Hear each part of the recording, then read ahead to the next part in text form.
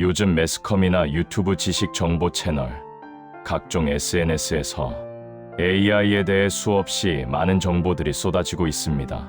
특히 뉴스를 보면 전 세계적으로 국가 차원에서 AI 산업을 지원하고 심지어 AI용 반도체 때문에 나라가 남투도 벌어지고 있는 보도가 하루에도 몇 번씩 나오고 있습니다. AI의 우수성에 대해 사람들의 일자리가 위협받는다는 뉴스도 계속 나오고 있습니다. 물론 AI가 여러 분야에서 사용되어 최근에는 인간 생활의 필수 요소가 되고 있는 것은 공감합니다. 또한 분야별로 인간이 할 수 없는, 아니면 우리가 직접 하려면 많은 시간과 노력이 필요한 분야에서 AI의 도움을 받으면 쉽고 빠르게 처리할 수 있는 점은 인정해야만 하는 진실이죠. 그래서 제가 혹시나 하는 마음에 두릅의 종류, 참두릅의 종류, 신구두릅과 이형두릅의 차이점 등을 챗GPT에게 물어봤습니다. 결과가 가관입니다. 웃음밖에 나오지 않네요. 지금부터 두릅 농사를 지어 보신 분들이나 두릅에 대해 지식이 있으신 분들은 AI의 어리석음을 이해하실 만한 영상을 보실 겁니다. 참고로 말씀드리면 제 의견은 하나도 없는 오롯이 AI가 작성해준 대본에 의한 참두릅 영상입니다. 그리고 저 역시 AI 신봉자는 아니더라도 AI로 인한 사회적, 산업적 변화에 대해 인정하면서 이런 맥락도 있다는 점을 알려드리는 것입니다. 두릅에 대해서는 제가 AI보다 나은 것 같으네요. 여러분의 구독과 좋아요는 영상 제작에 큰 힘이 됩니다. AI에 대한 여러분의 의견 댓글 남겨주세요. 제가 이 영상을 만드는 이유는 영상 끝에 있습니다. 스킵하지 마시고 끝까지 시청 부탁드립니다. 이제부터가 AI가 알려준 두릅에 관한 자료입니다. 봄이 되면 가장 먼저 떠오르는 산나물, 두릅. 하지만 시장에 가보면 두릅의 이름도 모양도 가격도 제각각입니다. 참두릅, 신구두릅, 이형두릅. 이름은 비슷한데 왜 이렇게 가격 차이가 나는 걸까요? 오늘 영상에서는 두릅의 종류부터 시작해서 참두릅의 세부 구분, 최고급으로 불리는 신구두릅, 그리고 유통 현장에서 말하는 이형두릅까지 하나씩 차근차근 정리해드리겠습니다. 먼저 두릅의 종류입니다. 우리가 흔히 말하는 두릅은 하나의 식물이 아니라 두릅나무과 식물의 새순을 통칭한 말입니다. 대표적인 것이 바로 참두릅입니다. 산에서 자라는 두릅나무의 새순으로 향과 쓴맛이 가장 강하고 가장 고급으로 취급됩니다. 다음은 땅두릅입니다. 나무가 아니라 땅에서 자라며 쓴맛이 적고 부드러워 대중적인 나물로 소비됩니다. 또 엄나무순도 있습니다. 두릅과 같은 과이지만 식물은 다르며 쓴맛이 강해 약용이나 나물로 사용됩니다. 이 영상의 핵심은 이 중에서도 참두릅입니다. 이제 참두릅의 종류를 살펴보겠습니다. 참두릅은 형태와 재배 방식에 따라 나뉩니다.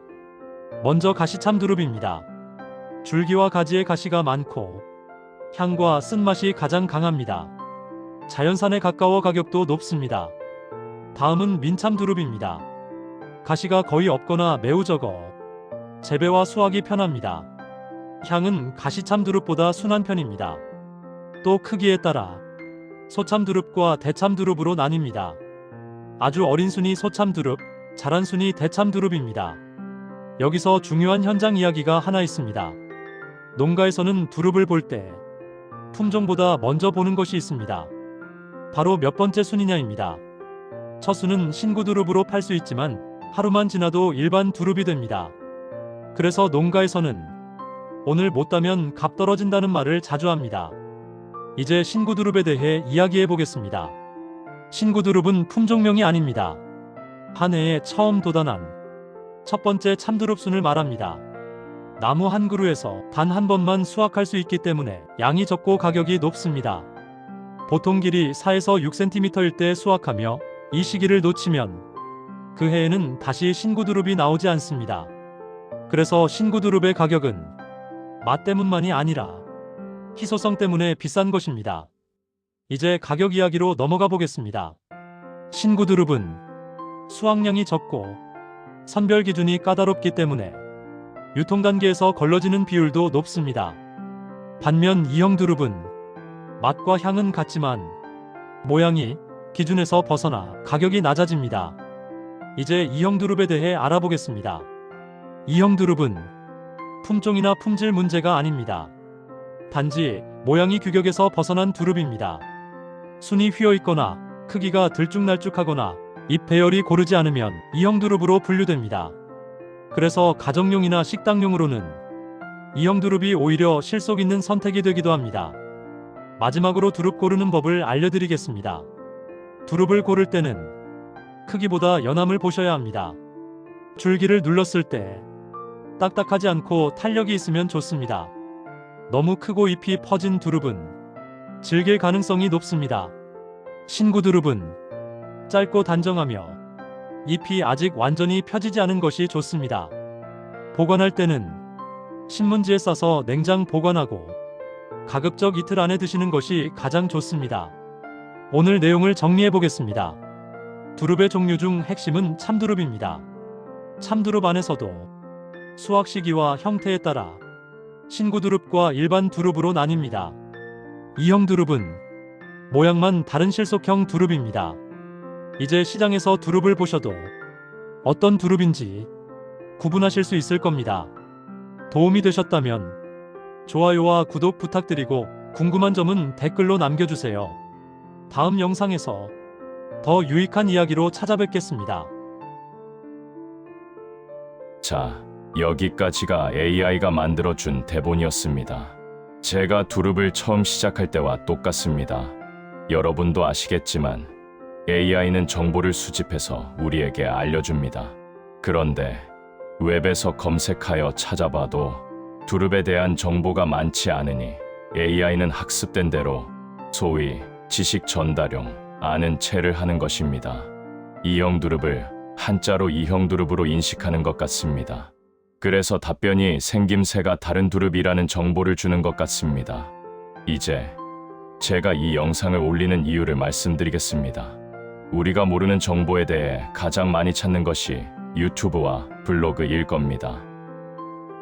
AI도 두릅 농사 경험이 있는 저보다 못한데 새로 두릅 농사에 입문하시는 분들은 어떠실까요?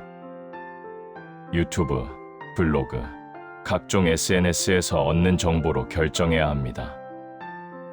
아니면 유튜브나 블로그에서 얻은 정보로 영상 주인에게 연락해서 방문합니다.